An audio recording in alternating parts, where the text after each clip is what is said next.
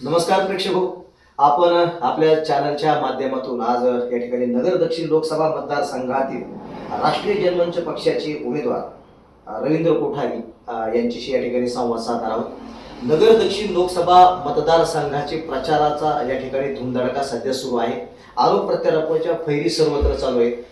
प्रचाराचा धुराळा या ठिकाणी उडालेला आहे. अशाच या परिस्थितीमध्ये या मतदारसंघातून राष्ट्रीय जनमंच पक्षाचे आणि खऱ्या अर्थानं कर्जतचे भूमिपुत्र म्हणून ज्यांची ओळख आहे आणि जे मूळचे तशा अर्थानं राष्ट्रीय स्वयंसेवक आणि भारतीय जनता पक्षाचे तसे मूळचे कार्यकर्ते आहेत, त्यांनी या निवडणुकीच्या रिंगणामध्ये उडी घेतलेली आहे. आपण त्यांच्याशी आपल्या चॅनलच्या माध्यमातून या ठिकाणी संवाद साधणार आहोत. नमस्कार. सर्वप्रथम मला हे सांगा की ह्या निवडणुकीमध्ये आपण उतरण्याचा किंवा निवडणूक लढवण्याचा निर्णय कशामुळे घेतला? काय नेमकं परिस्थिती या ठिकाणी निर्माण झाली? मी गेली 30-32 वर्ष झालं या सामाजिक कामात, राजकीय कामात आहे. 26 वर्ष भारतीय जनता पार्टीचा कार्यकर्ता म्हणून काम केलेलं आहे. सगळ्यात सुरुवात माझी संघाच्या स्वयंसेवकापासून झालेली आहे. मी कारसेवेतही सहभाग घेतला होता. त्याचप्रमाणे अनेक आंदोलनं केली. भारतीय जनता युवा मोर्चा ते भारतीय जनता पक्ष यामध्ये विविध पदावर राहिलो.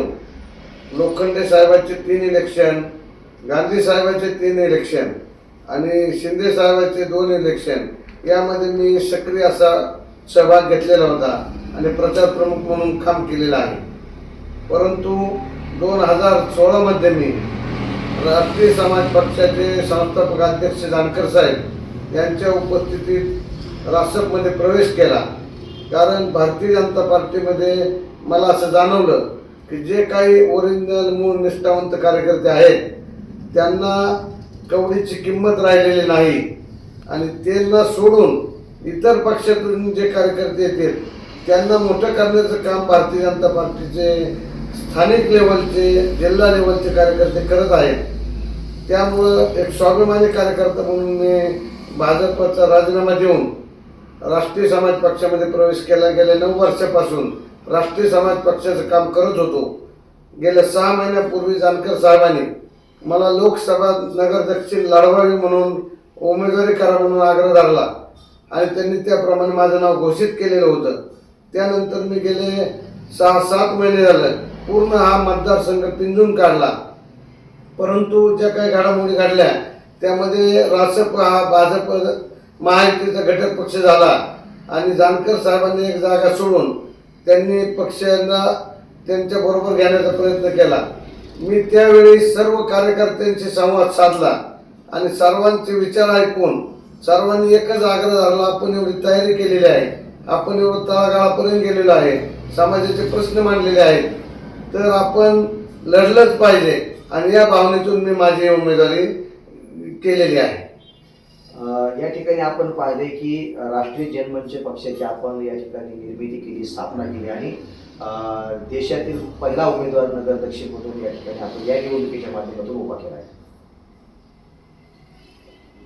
राष्ट्रीय जनमंच पक्षाची स्थापना राधाकृष्णजी बाचकर आणि इंजिनियर कैलासराव कोळसे पाटील, त्याचबरोबर भगवानराव जराड, प्रकाश पाटील, त्याचबरोबर बाळासाहेब केदार असे बरेच जे जुने रासपचे कार्यकर्ते आहेत त्यांनी या पक्षाची स्थापना केलेली आहे. आणि मी ज्यावेळेस रासपमध्ये होतो त्याच वेळेस हे लोक पण रासपमध्ये होते.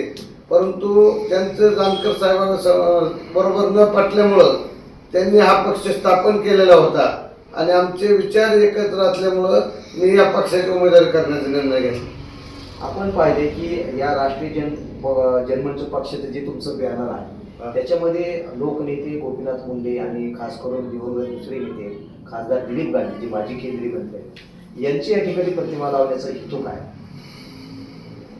कैलासवासी लोकनेते गोपीनाथराव मुंडे साहेब यांच्या विचाराने प्रेरित होऊनच मी राजकारणात आलो आणि त्यामुळे ते माझं दैवतच मी मानतो.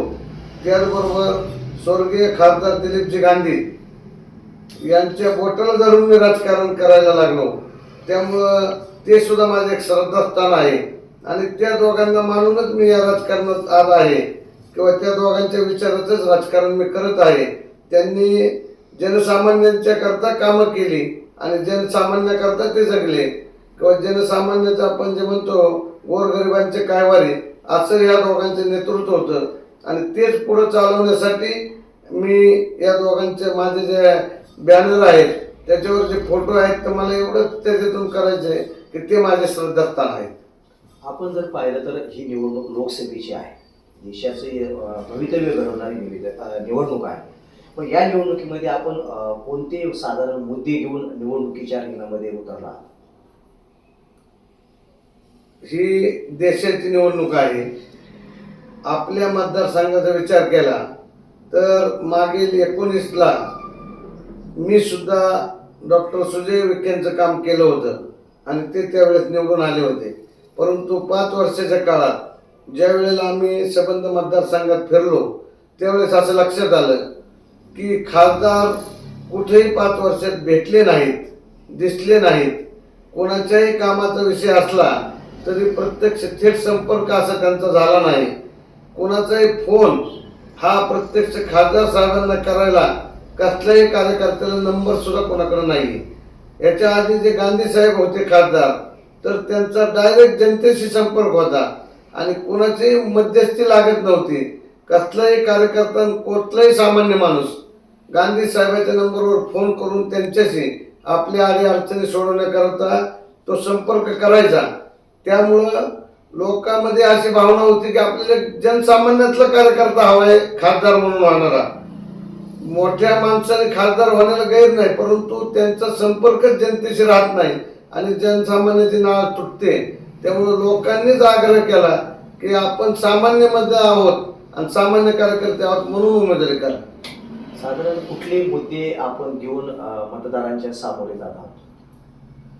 आता या जिल्ह्यातले सगळ्यात मोठा प्रश्न हा दुष्काळी भाग आहे. आपला नगर दक्षिण लोकसभा मतदारसंघ हा दुष्काळी आहे. गेल्या कित्येक अनेक वर्षापासून इथलं कुकडीचं कॅनल असेल, निळवंडे डॅम असेल, मुळा धरण असेल, जायकवाडीचा प्रकल्प असेल, असे अनेक प्रकल्प आहे की त्यामधून प्रत्येक तालुक्यात पाणी येण्याचा जो विषय आहे तरी आज बी पाणी टंचाई हटलेली नाही. 70 वर्ष काँग्रेसचे, 10 वर्ष भाजपचे, सगळेच सरकाराचा अनुभव घेऊन लोकांची अशी मानसिकता झाली की प्रत्येक जण आपल्याला आश्वासन देतं, मतदान घेतं आणि पुन्हा काही काम करत नाही. एक पाण्याचा प्रश्न, रोजगाराचा प्रश्न आहे. नगरसारख्या ठिकाणी MIDC आहे, सुप्याला MIDC आहे, परंतु इथं बऱ्यापैकी उद्योगधंदे काही आलेले नाहीत, त्याला काही चालना मिळालेली नाही. रस्त्याचं जाळं असेल, नंतर मेडिकल कॉलेज सारखा विषय आहे की नगर शहरात शासकीय मेडिकल कॉलेजची खूप आवश्यकता आहे, परंतु इथं ते मेडिकल कॉलेज सुद्धा झालेलं नाहीये. तर असे अनेक प्रश्न जिल्ह्याच्या जिव्हाळ्याचे आहेत की ज्या प्रश्नावर मी लोकसभा लढवत आहे आणि असे प्रश्न लोकसभेत मांडण्यासाठी मला लोकसभेत जायचे. शेतकऱ्याच्या मालाला हमीभावाचा प्रश्न असेल, दुधाचा प्रश्न असेल, असे कित्येक प्रश्न आहेत जे राज्य शासनाचे प्रश्न आहेत. परंतु आज दुधाला जे काही अनुदान द्यायचं सरकारने कबूल केलेलं आहे. कित्येक ठिकाणी आता प्रचारांती ज्या वेळेला गेलो त्यावेळेला तिथल्या लोकांनी आवर्जून सांगितलं आम्हाला दुधाचं अनुदान मिळालेलं नाही, आमचे कांदा निर्यात बंदी उठलेली नाही. तेव्हा ह्या ज्या गोष्टी आहेत, खरे शेतकऱ्यांचे काय प्रश्न आहेत, व्यापाऱ्यांचे काय प्रश्न आहेत, कामगारांचे काय प्रश्न आहेत, हे प्रश्न संसदेत मांडून आपल्याला त्यांना न्याय देण्यासाठी आपल्याला तिथं संसदेत जायचा विचार. आपण जर पाहिलं तर आता निवडणुकीची प्रचार सर्वत्र यंत्रणा सुरू आहे, तुमची यंत्रणा सर्वत्र मोठ्या प्रमाणामध्ये सुरू आहे. निवडणुकीचा प्रचार आपण कसा करता, कसा दिवस सुरू होतो आणि आतापर्यंत साधारण किती मतदारांपर्यंत किंवा किती गावांपर्यंत आपण पोहोचला? मी जवळजवळ गेले 1 महिना झाला निवडणुकीच्या प्रचारामध्ये. सकाळी 7 वाजता घरातून बाहेर पडतो.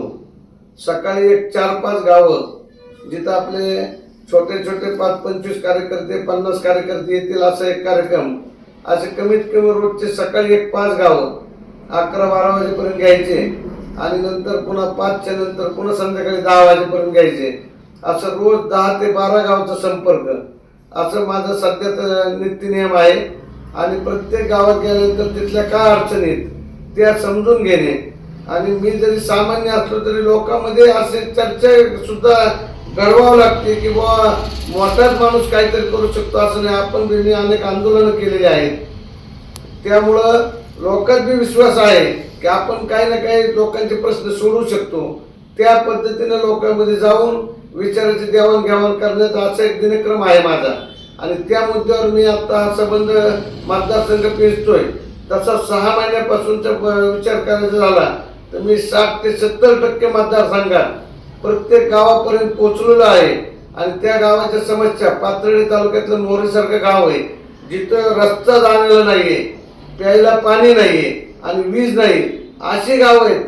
पाथर्डीपासून 8 किलोमीटरवरती मोरी एक गाव आहे छोटंसं. पण असे कित्येक गाव आहेत तालुक्यामध्ये की जिथं आज पाण्याची टंचाई. मग इतके वर्ष झाले ही लोक जे सांगतात की पाणी प्रश्न सोडवला, तुमचं पाणी दरवेळेस मतदान घेतात, पण आजही कित्येक गावांनी टँकर चालू आहेत, प्यायला पाणी नाही, 2-2, 3-3 दिवसात पाणी येत नाही. लाईटीचा प्रश्न आहे, लाईट नाहीये, रस्त्याचा प्रश्न आहे. असे मूलभूत प्रश्न खरं आज सोडवणं गरजेचं आहे. या माध्यमातून आपण ते प्रश्न सोडवण्यासाठी अहोरात्र प्रयत्न करणार आहोत. आज आपण जर पाहिलं तर आजही देशाला स्वातंत्र्य मिळून इतकी वर्ष झालं तरी सुद्धा लोक रस्ते, पाणी, अन्न, शेतीला भाव याच प्रश्नात गुरफटून पडलेले आहेत. काय वाटतंय, आपली लोकशाही कशी चालू आहे? मला सुद्धा त्याच गोष्टीचं विशेष वाटतं की गेले 70-75 वर्ष देशाला स्वातंत्र्य होऊन झाले. 60 वर्ष काँग्रेसने, 10 वर्ष भाजपने राज्य केले, परंतु जे मूलभूत प्रश्न आहेत ते आजही सुटलेले नाहीत. त्यामुळं बाकीच्या गप्पा मारण्यापेक्षा मी या मूलभूत प्रश्नालाच प्राधान्य देईल आणि मगच बाकीचे जे उद्योग आहेत काय करायचे त्याच्यापेक्षा प्रत्येकाला मिळणारं वीज, पाणी आणि रस्ते हे जे प्रमुख आहे एवढं महत्वाचं अग्रक्रम याला दिला पाहिजे असं मला वाटतं.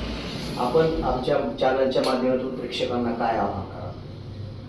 मी आपल्या चॅनलच्या माध्यमातून प्रेक्षकांना एवढंच आवाहन करतो की एका बाजूला धनशक्ती, एका बाजूला जनशक्ती अशा प्रकारचा वातावरण या निवडणुकीमध्ये आहे.